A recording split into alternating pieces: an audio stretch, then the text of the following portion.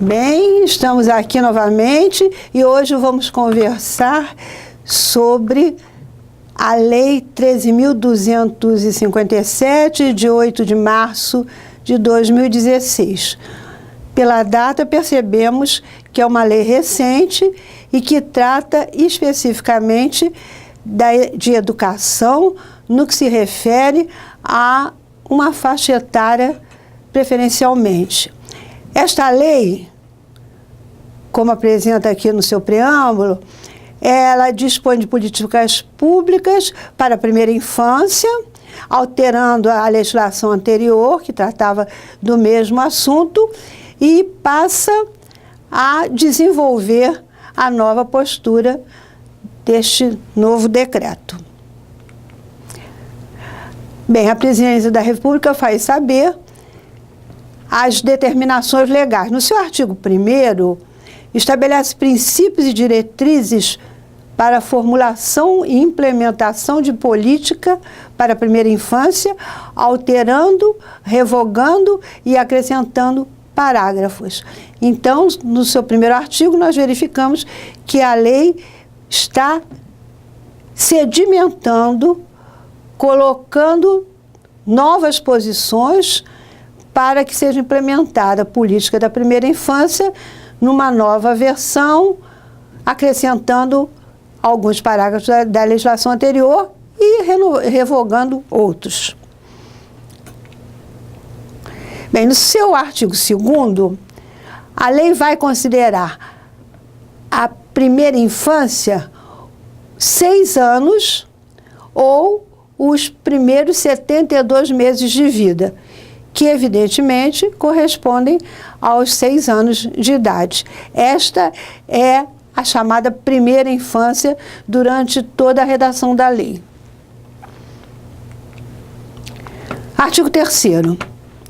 Dá prioridade absoluta assegurando os direitos da criança, do adolescente e do jovem, implicando no dever de estabelecer planos e programas visando a primeira infância e garantindo seu desenvolvimento integral. Então, vejamos que a prioridade é dos direitos da criança, do adolescente e do jovem. E estabelece os programas visando a primeira infância e garantindo o seu desenvolvimento integral, até porque daí para frente vai ser importante que ele esteja, o nosso educando, a nossa criança, esteja preparado para dar continuidade o que vem lhe sendo assegurado até ali. Artigo 4º, caput da lei. As políticas públicas voltadas para os direitos da primeira infância serão executadas de tal forma. Então, o artigo 4º, ele vai desenvolver as políticas públicas voltadas para os direitos desta primeira infância, que deverão ser executadas das formas que serão apresentadas em seguida. Primeiro, atender ao direito da criança como cidadã. Então, é importante que se veja a criança como cidadã e, como tal, tem os seus direitos adquiridos e formalizados pela lei. Segundo, incluir a participação da criança nas ações que lhe digam respeito conforme o seu desenvolvimento e características etárias. Então, a participação da criança nas ações se torna obrigatoriamente, porque a lei assim determina, para que o desenvolvimento dessa criança esteja de acordo com as suas características da idade, suas características etárias. Então, ele vai ser incluído, sim, para participar. Ele não vai ficar como mero espectador. Evidentemente que nas ações que sejam compatíveis com o seu desenvolvimento e as características da sua idade. Bem, artigo 4º. do terceiro parágrafo. Então, o artigo 4º trata ainda das políticas públicas voltadas para os direitos da primeira infância, que serão executadas de tal forma, e agora vamos ver o terceiro momento. Respeitar a individualidade, ritmo, desenvolvimento e diferenças no seu contexto sociocultural. Bem, a lei aqui nesse momento, ela procura respeitar a individualidade, ritmo, desenvolvimento, diferença no seu contexto sociocultural, porque não é possível que a educação veja todas as crianças como são crianças, são iguais, e então vamos tratar todos como se fossem todos, tivessem as mesmas características por terem a mesma idade. Então a lei se preocupa, mostrando sempre que existe a individualidade, evidentemente sempre desde que nascemos, o nosso ritmo de desenvolvimento e as nossas diferenças no contexto social, sociocultural são evidentemente vistas e, portanto, têm que ser respeitadas, porque cada aluno nosso é um aluno. E nessa primeira infância isso não pode ser descuidado também, ainda levando em consideração que o contexto sociocultural é importantíssimo desse desenvolvimento. Uma criança que vive em determinados grupos sociais tem respostas diferenciadas do outro que vive em outro ambiente sociocultural. Então, essas diferenças são refletidas na criança e têm que ser respeitadas como individual e como o seu ritmo de desenvolvimento. Ainda continuando o artigo 4º, nós vemos no parágrafo 4º, reduzir as desigualdades no acesso aos bens e serviços, promovendo a justiça social. A lei aqui está determinando que precisamos reduzir as dificuldades no acesso aos bens e serviços, promovendo a justiça social. Por quê? Só pode haver uma justiça social quando essas desigualdades estiverem sendo superadas. Não é possível que alguns tenham direito ao acesso a bens e a serviços que outros, por serem oriundos, talvez, de outros grupos sociais menos favorecidos, não tenham essa condição. Então, vamos reduzir as desigualdades no acesso aos bens e serviços, promovendo assim a justiça social. Porque sem ocorrer essa redução de desigualdade, não vai haver justiça social, evidentemente. Bem, ainda continuando no artigo 4º, vamos ver o parágrafo 5º, articular ética humanista e política da criança. Então, nós temos que colocar como prioridade essa articulação ética, mas levando em consideração as características humanistas e a política da criança que se pretende desenvolver e melhorar com esse dispositivo legal que estamos estudando agora. Continuando, no artigo 4º, nós vemos no parágrafo 6º a abordagem participativa da sociedade, pais, profissionais e as crianças, aprimorando ações e oferta de serviço. Então, a lei aí responsabiliza também a necessidade dessa abordagem participativa da sociedade.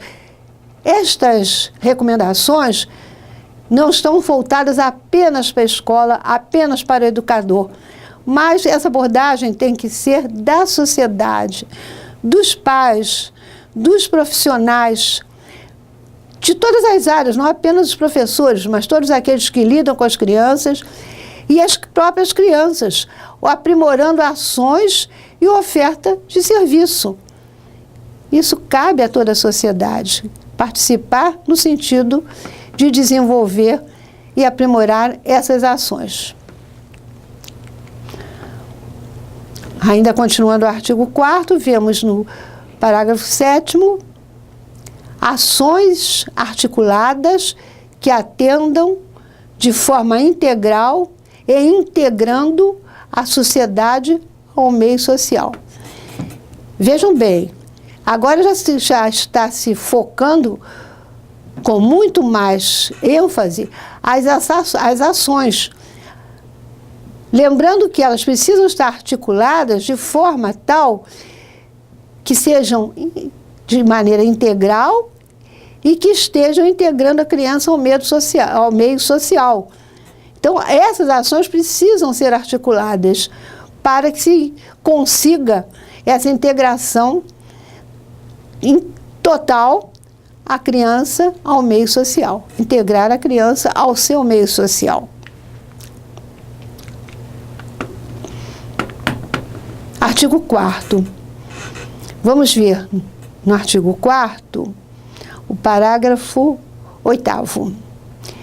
Descentralizar as ações entre os entes da federação. Este item indica que essas ações não podem ficar por conta do governo federal apenas, do governo estadual apenas, dos municípios, da sociedade. Não. Na verdade, vamos descentralizar as ações entre os entes da federação. Os entes da federação são todos os órgãos que estão voltados para a legislação que busca melhorar e atender a criança na faixa etária que estamos vendo nesse documento, que são os primeiros anos de vida da criança.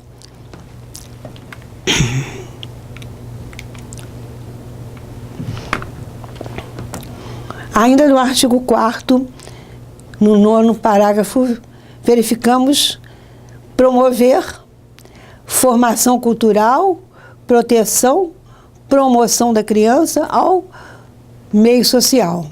Bem, então, está nos mostrando aqui, a lei está exigindo que faz-se necessário promover uma formação cultural. A cultura não é apenas não se reduz apenas às informações em nível de escola, não se reduz apenas aos aspectos sociais, mas sim, de um modo geral, a tudo isso e muito mais, buscando proteção, promoção da criança ao seu meio social. Então, a criança precisa ser inserida, viver da melhor forma possível dentro do seu meio social, mas que esteja com a preocupação da formação cultural, promovendo e protegendo a criança em relação ao meio social.